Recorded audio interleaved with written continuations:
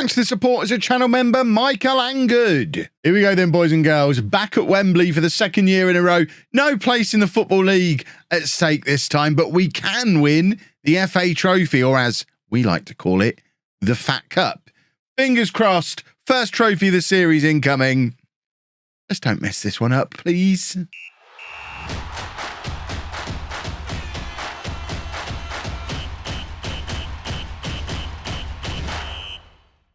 Hello, welcome to part 41 of Non-League to Legend. I'm Kevin. Coming up on today's episode, we have the FA Trophy final against LOLLUJO at Wembley. Since you were last with me, we've actually signed a bunch of players. Not like proper players, the youngsters who were going to be coming in this summer. Well, it's now this summer, so those youngsters are in. So just to introduce you to them very quickly, because that way the video won't be 7 minutes long when we do a 0-0 FA Trophy final. This guy, Leford Levy, is right back. I mean, he reckons he's a centre back as well, but he's 5'9". He's 18 years old. Probably not got the potential to ever really make it with us. He's come in from Manchester City. I doubt you'll ever see him again. Kevin Cairns is a left wing back, obviously a left back. Scottish under-19 international. Potential new Gilks replacement. Bit of 5 o'clock shadow as well, which is always to be encouraged. 2.5-star current ability, 5-star potential, also off of Manchester City. We've then got Jermaine Swan, who is a left back or centre back. Again, only 5'10". Realistically, this boy's a left back. Got a nice little bit of a mullet going on as well. Also a 5-star potential player. He's come in from Chelsea. Nicholas Sekutkowski.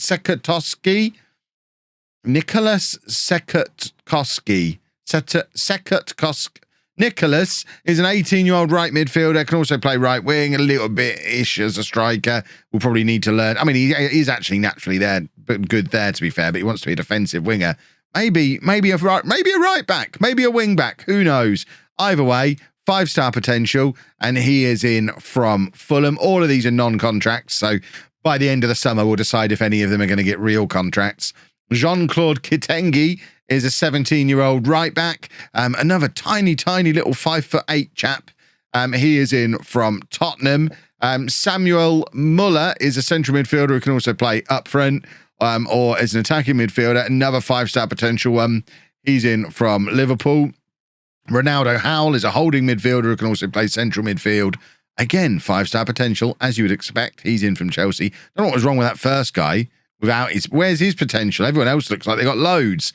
And then Neil Williams is an 18-year-old striker, a 6-foot-tall striker, another target man coming into the club with 5-star potential off of Chelsea. So they are the new boys that are in. Theodros is also back from his loan at Bognor Regis, where he's been all season. 13 goal contributions and a 7.06. Likely to be going back out on loan again. Guiseley are already in to loan him out for the next season, but we've got him under contract for 1 more year. Still showing us 5-star potential after 4 years at the club. Still only 20 years old as well. We just don't really have the way to... It's a strange thing because we've got all these young players. We're signing in all these youngsters, and we don't really have the ability to develop them because we don't really have anything in the way of training facilities. Our training facilities are an absolute joke.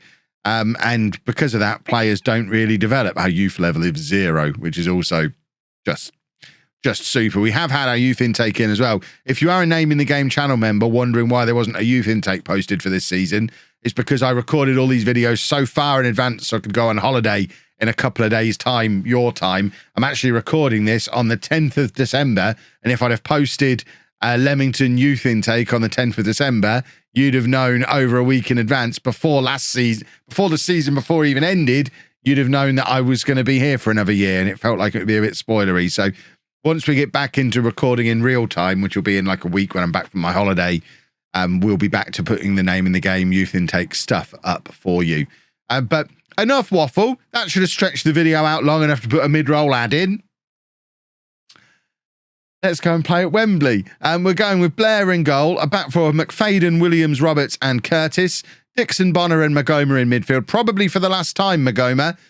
He is out of contract in just over a month's time. He is not willing to discuss a new contract because he's unhappy at the club. He thinks I treated him unfairly. I didn't. It's going to be a shame to let him go because he's been brilliant, but I think I am powerless to stop that boy leaving. And then Norris, Davidson, and Occo Flex as the attacking midfielders with Knowles up front. Occo Flex is actually the top scorer in the FA Trophy this season. He's got 5 from 5 in this competition and averaging a 7.6, only 4 from 25 in the league. It seems like he loves the FA Trophy, and hopefully he'll love it even more playing in it at Wembley. More goals from him today would be super duper, but really all we want is to break the Wembley curse. Not that I know that there necessarily is a Wembley curse. We certainly have a playoff curse that's been going on through multiple series now, which obviously did culminate in us losing at Wembley last season. But just on the off chance there's a Wembley curse as well, that needs dealing with. Less than half the amount of people are here for this as were here for the playoff final last year. I guess it's a much less important game for the teams involved. Although, to me, if I'm a Leamington fan in real life, a trip to Wembley is a trip to Wembley. I don't care if we're just going there to do a little bit of a tour of the changing rooms and look at the crossbar thing that they've got in there from the World Cup. I'd be happy to go down there just for that. But you know, football fans are strange beasts. Perhaps the people of Aldershot aren't interested in Wembley. Who knows? Who was it we played in the playoff final? I can't even remember now. And for me, that was only like 2.5, 3 days ago. And it's already out of my head. First proper chance of the game is to Aldershot, and it's a good save from Blair.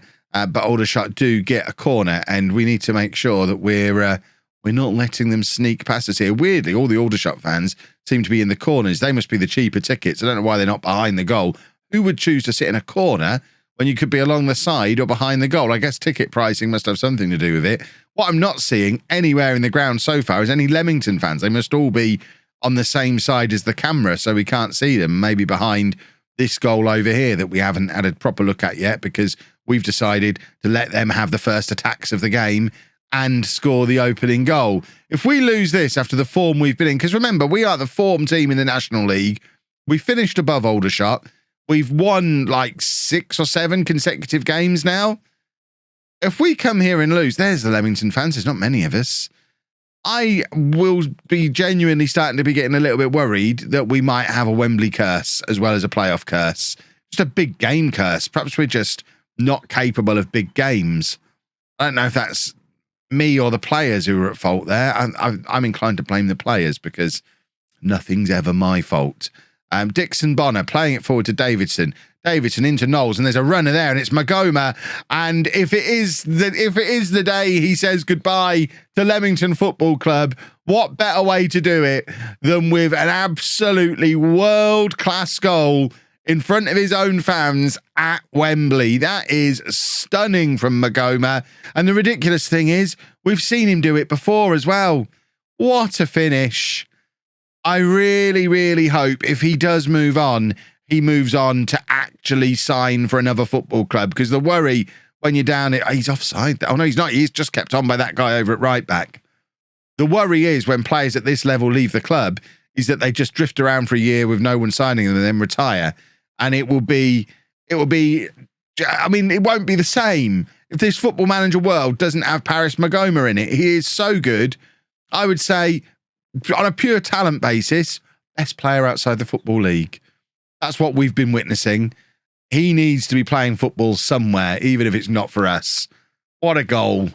Maybe if he's the star man here at Wembley and gets to lift a trophy, maybe that'll be enough to persuade him to sign a 1-year contract extension and we can hang out with him just for a little bit longer, because he is very, very good at football.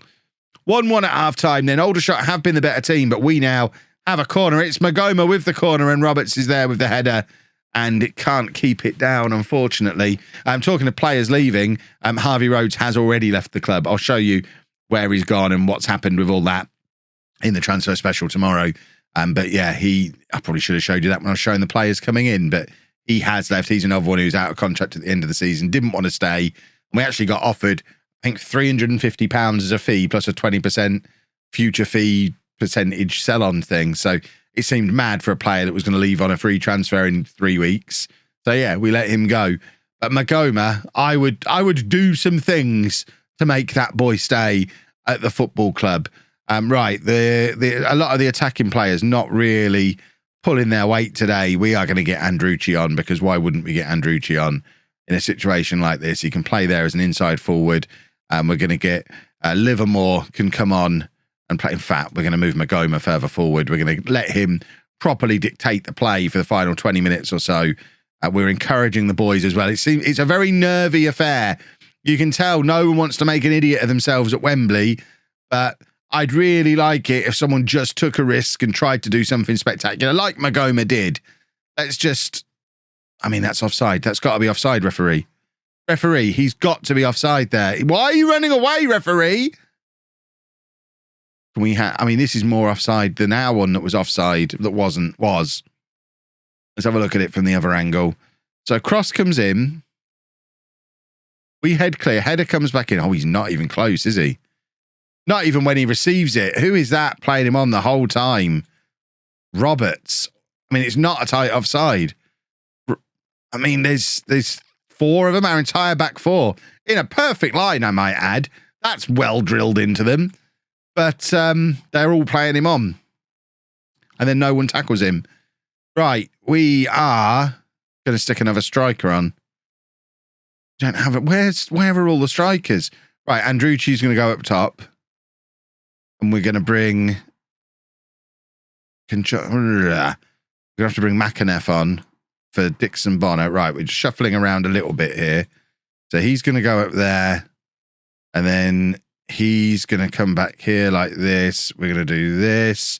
We're going to stick him over that side as the inside forward that we had before on attack. And yeah, that seems right. Come on, boys. We really want to win at Wembley. I'm going to start to get a complex about this. Can we demand more yet, please? Thank you. Demand more. Go very attacking. It's not even our highlight. What is going on? It's like we're not even putting up a fight. You've seen it. You saw in yesterday's episode. We've been so good in the last part of this season. And once again, we're just bottling it on the big occasion. I do not want this to become a theme of this series and of this channel, because it will just make me really sad. But I mean, yikes. That was a bit rubbish, wasn't it? 5 minutes to go, and I just don't think it's coming, is it? I don't think it's happening. I'm really sad. But once again, we travel down to Wembley, and once again, we have to watch a team that is not us lift a trophy. When our success comes, it's going to be oh so sweet because of all these disappointments we've taken along the way. But even knowing that doesn't make it feel any better when you have to sit and watch that happen, does it? Ugh. Right. Hopefully that doesn't affect them all too much, because we need... Yeah, they're all good. We're fine. We need to get this transfer window that's coming up tomorrow. We need to get it right. Next year, we go up as champions. I promise. If you've enjoyed that, please make sure you leave a nice big thumbs up on there for me. Subscribe to the channel for daily Football Manager videos. And thank you very much for watching.